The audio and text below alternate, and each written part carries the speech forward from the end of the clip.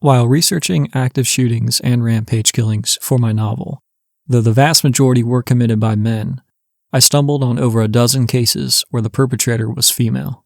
In this video, I'll briefly cover notable cases, some that occurred in America, some that did not, and some involving weapons other than firearms.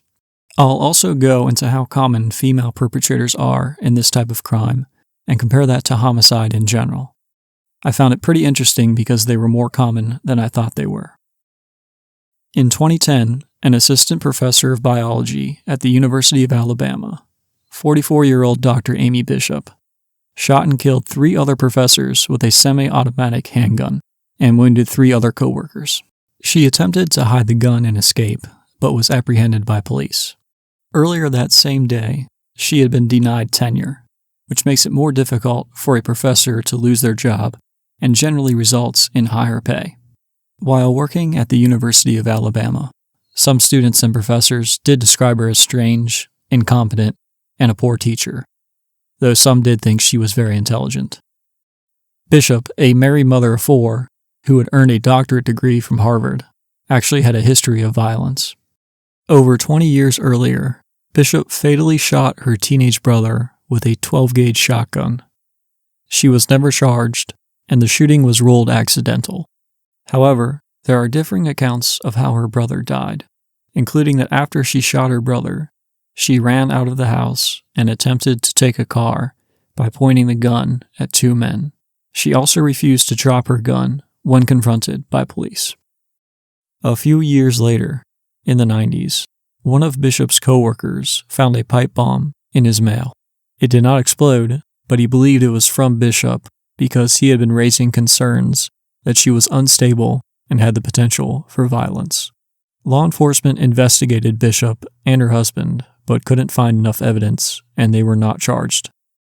In the early 2000s, Bishop physically assaulted another woman at an IHOP in a dispute over a high chair.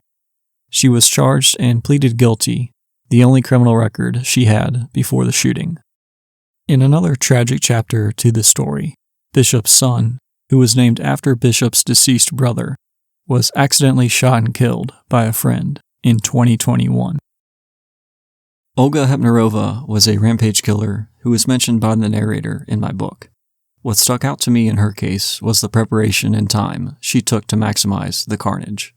In Czechoslovakia in 1973, 22-year-old Hepnarova rented a truck and drove around the city of Prague, waiting until she saw a large enough crowd of pedestrians, then intentionally drove into a group of people waiting for a tram, killing 8 and injuring a dozen more.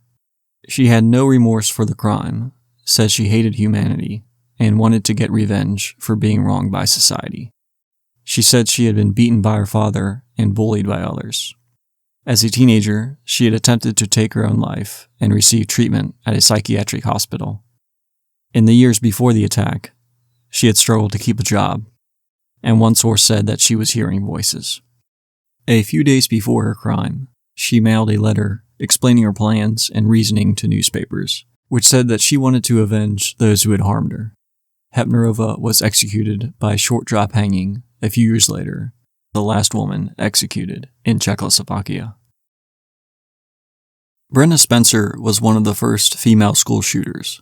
On a Monday in 1979, at the age of 16, she fired a .22 caliber rifle at an elementary school from her house, which was across the street. Children were outside waiting to be let into school, and when the shooting started, 2 adults who went outside to help, the principal and custodian, were killed. 8 children were injured along with another adult. She then barricaded herself in the house, and a journalist calling residents for information about the shooting accidentally called her. The journalist got her address and gave it to the police, who then blocked her view of the school and began negotiations. The journalist also asked her why she did this, and she said, "I don't like Mondays." This became an infamous phrase associated with the shooting. Before the attack, Spencer had been getting into trouble for committing lower-level crimes, and a psychiatric evaluation recommended that she should be sent to a mental hospital to treat her depression.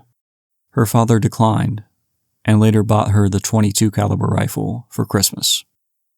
Before Spencer's trial, doctors found that Spencer had epilepsy and a brain injury, likely caused by a bicycle accident. Her lawyer used this to argue that she should be tried as a juvenile, but she was tried as an adult. While in prison, Spencer claimed that her father had severely abused her. In 1985, Sylvia Seegrist entered a mall in Pennsylvania and murdered 3 people and injured 7 more at random with a .22 caliber semi-automatic rifle. The rampage stopped when a man tackled her, took the gun from her, and held her until police arrived. 10 years earlier, when Sylvia was a teenager, she had been diagnosed with paranoid schizophrenia.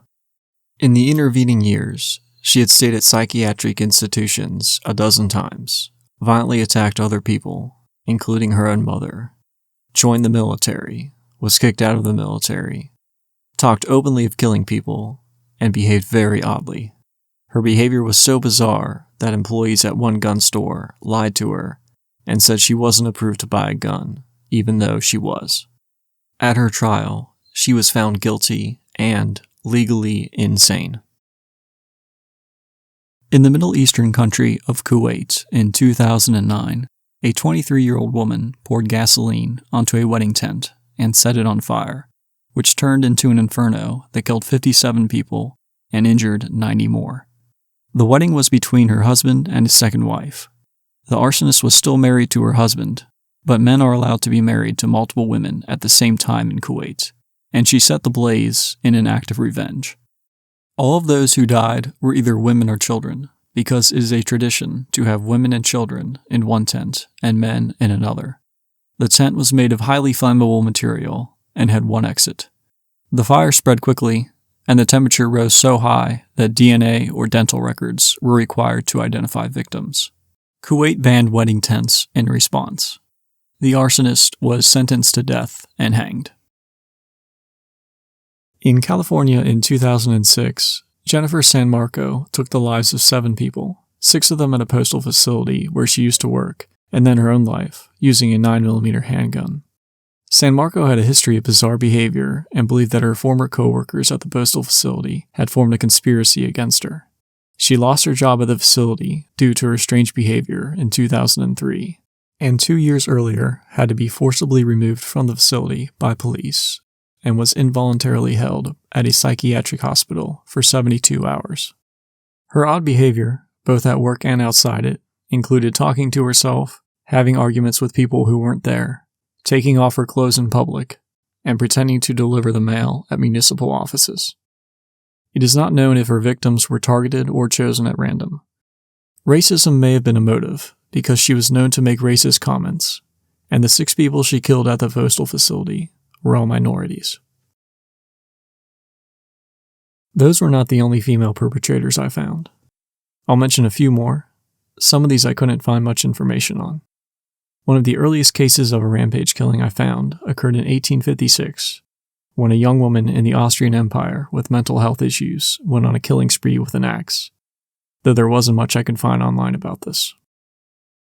In 2019, a woman in Paris, France, who had been in and out of psychiatric institutions, started a fire that turned an apartment building into an inferno, killing 10 and injuring dozens more. In Russia, in 2023, a 14-year-old girl opened fire at a school with her father's gun, killing 1, injuring several others, and then she took her own life. Reports point at bullying as the cause. In 2018, a woman went to the YouTube headquarters near San Francisco and shot and injured multiple employees before turning the weapon on herself. She was upset over YouTube demonetizing her channel. In Guyana, in 2023, a teenage girl set a dormitory on fire, killing 20 children and injuring a further 29. She did it because her phone had been taken away from her, and she's now facing 20 murder charges. I wanted to find out how common it is for females to commit these crimes. The FBI provides different reports on active shooters, and I looked at those. One is from the year 2000 to 2019, and of 345 perpetrators, 13 were female, which is a little below 4%. To compare that 4% rate to overall homicides, a United Nations report found that globally, about 95% of homicides are committed by men. This means that the proportion of female offenders for active shootings is similar to the proportion of females who commit homicide. The FBI report does not include rampage killings that involve weapons other than firearms, such as arson, and is limited to the United States. Women do seem to commit a higher percentage of homicides in the US, but the evidence is incomplete and there are reporting issues. Either way, the FBI report on active shooters still surprised me, as I was expecting something much lower, like less than 1% for female attackers, and almost exclusively male offenders. Thank you for watching my video. I hope you found it informative. If you are interested in my novel, which is about a fictional active shooting committed by a young man at a college party, I have links to it in the description.